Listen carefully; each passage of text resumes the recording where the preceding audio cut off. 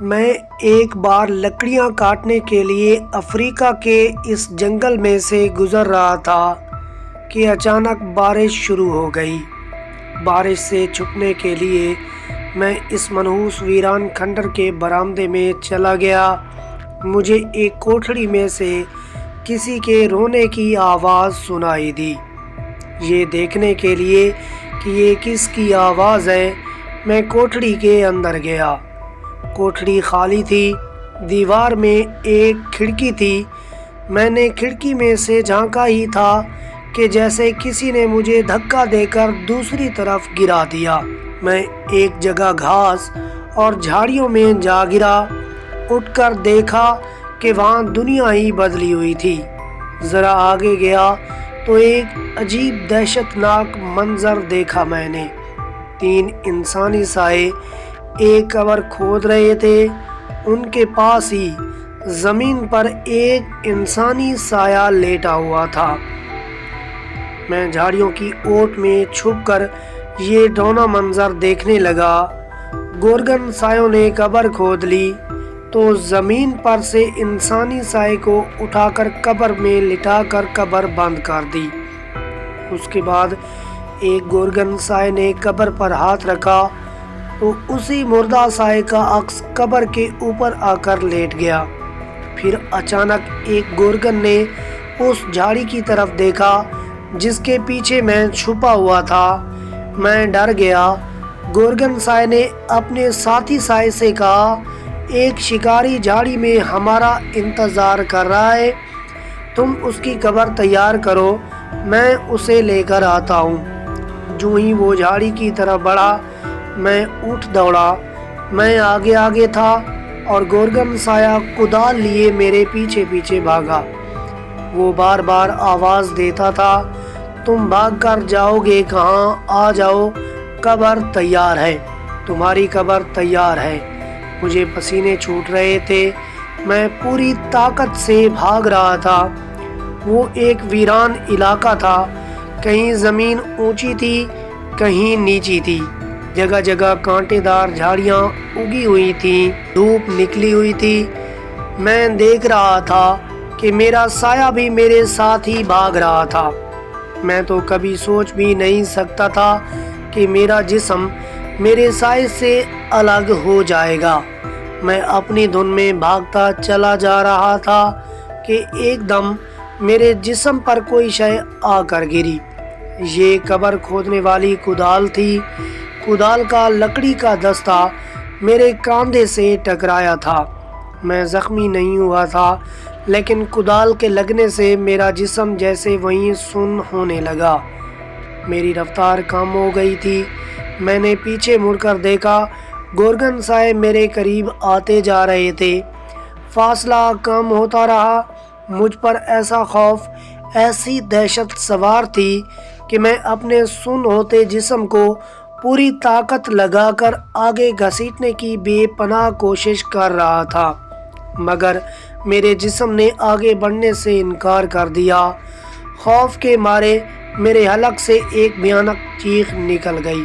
شاید یہ میرے خوف، دہشت یا قوت ارادی کا اثر تھا کہ میرا جسم تو وہیں رہ گیا، مگر میرا سایہ جسم سے الگ ہو کر اسی تیز رفتاری سے بھاگنے لگا۔ مجھے محسوس ہوا کہ میں اپنے جسم سے نکل کر اپنے سائے میں داخل ہو چکا ہوں۔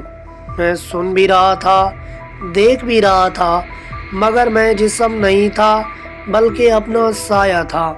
میں نے پلٹ کر دیکھا، میرا جسم ایک ہی جگہ بت بنا ہوا تھا، مگر گورگن سائے کدالیں اٹھائے اسی طرح میرے پیچھے بھاگ رہے تھے اور کہہ جا رہے تھے، رک جاؤ، تمہاری قبر تیار ہے، بھاگ کر کہاں جاؤ گے، واپس آ جاؤ۔ مگر میں بھاگا جا رہا تھا، خدا جانے مجھ میں کہاں سے طاقت آ گئی تھی۔ سایہ بن کر میں ہلکا پھلکا بھی ہو گیا تھا۔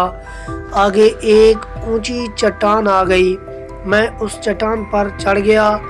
دوسری طرف دیکھتا کیا ہوں کہ ایک دریا بہہ رہا ہے۔ دریا چٹانی پتھروں سے ٹکراتا، جھاگ اڑاتا بہہ رہا تھا۔ میں نے کچھ سوچے سمجھے بغیر اس میں چھلانگ لگا دی۔ میں جسم تو تھا نہیں، اپنا سایہ تھا، چنانچہ مور کے پر کی طرح ہلکا ہو کر نیچے دریا میں گر رہا تھا۔ میں دریا میں گرا تو اس کی جھاگ اڑاتی موجوں نے مجھے اپنے اندر چھپا لیا۔ پھر میں موجوں میں لڑتا بہتا چلا گیا۔ دریا کی رفتار بہت تیز تھی، دیکھتے ہی دیکھتے میں کہیں سے کہیں نکل گیا۔ پھر یہ دریا ایک پہاڑی سرنگ میں داخل ہو گیا۔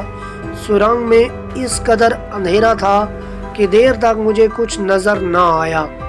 آخر دریا سرنگ سے نکل کر روشنی میں آیا تو سامنے سمندر تھا۔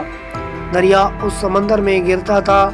سمندر کی موجوں نے مجھے اپنی آغوش میں لے لیا۔ میں نے تیر کر باہر نکلنے کی بہت کوشش کی مگر کامیاب نہ ہو سکا۔ آخر میں نے اپنے آپ کو سمندر کی لہروں کے رحم و کرم پر چھوڑ دیا۔ 7 دن 8 راتیں میں سمندر میں بھٹکتا رہا۔ پھر کہیں جا کر مجھے زمین کا کنارہ دکھائی دیا۔ یہ اسی ملک ہندوستان کا جنوبی ساحل تھا۔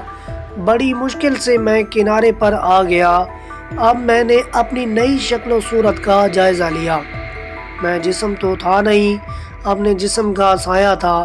میرا جسم وہیں سایوں کے قبرستان میں گورگن سایوں کے پاس ہی رہ گیا تھا۔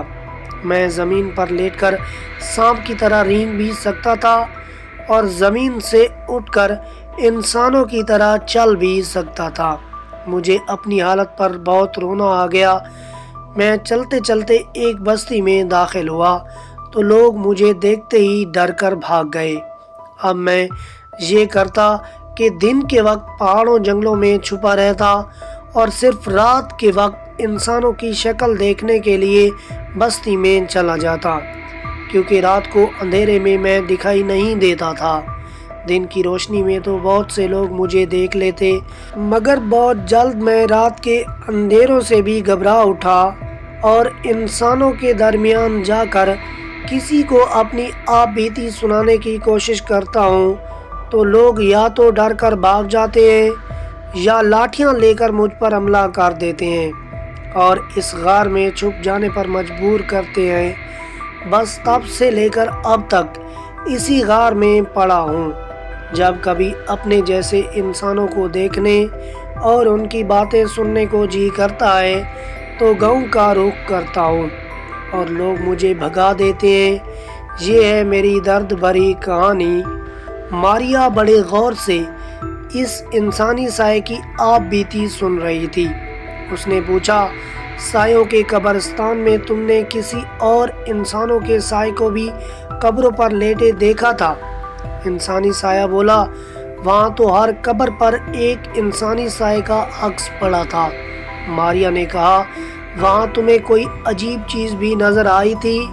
انسانی سایہ کہنے لگا، یہ کیا کم عجوبہ تھا کہ گورگن انسان نہیں بلکہ ان کے سائے تھے اور قبروں میں انسانوں کی جگہ ان کے سائے دفن کیے جا رہے تھے۔